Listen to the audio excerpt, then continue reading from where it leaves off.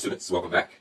In the next series of lectures, we'll be discussing disorders associated with the red blood cells. In this first lecture, we'll discuss aberrations from normal red blood cell levels and normal hemoglobin levels. The first thing that we're going to do is represent the normal concentration of red blood cells and the normal concentration of hemoglobin. Let's represent that here.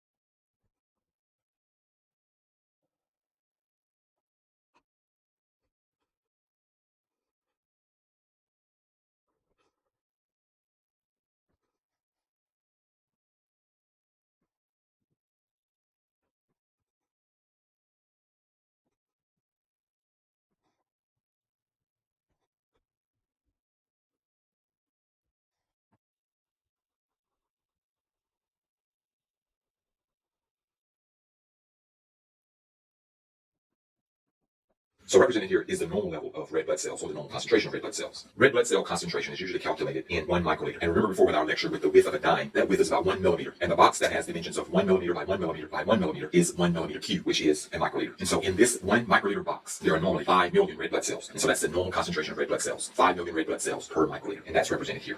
Nutrients and metabolites in blood don't use the default volume of microliter. Instead, we use the volume of 100 milliliters, which is 1 deciliter, 1/10 of a liter. And so in 1 deciliter of blood, we have about 15 grams of hemoglobin. And so that's the normal concentration of hemoglobin in blood. Let's next explore aberrations from these values. In the blood, we can have a low RBC count, or we can have insufficient levels of hemoglobin. Let's first represent the low RBC counts. And now let's represent insufficient hemoglobin. In addition to having low levels of red blood cells, we can also have an excess RBC count. Let's represent that one here. Before continuing, let's annotate a few items. Shown on the left here is a normal RBC count.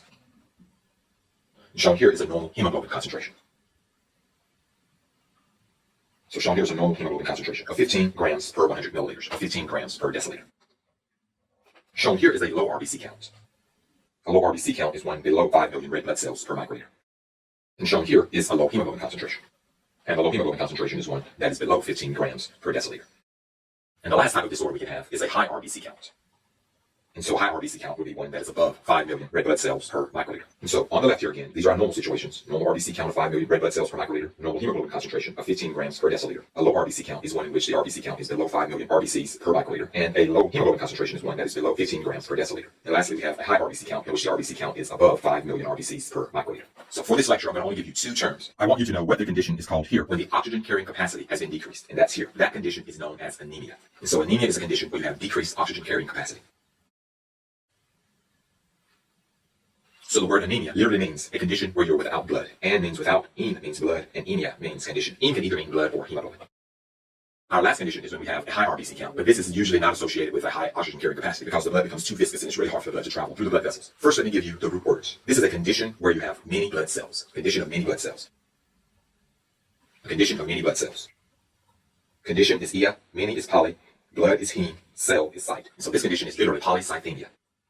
And so polycythemia is a condition of many blood cells, literally. And so that concludes this introductory lecture on disorders of erythrocytes. Whenever we have a situation where we have a reduced oxygen carrying capacity, we call this anemia. And whenever there are too many red blood cells, which is not associated with increased oxygen carrying capacity, we call this polycythemia. And so that concludes our first lecture on disorders. I hope that you've learned a lot.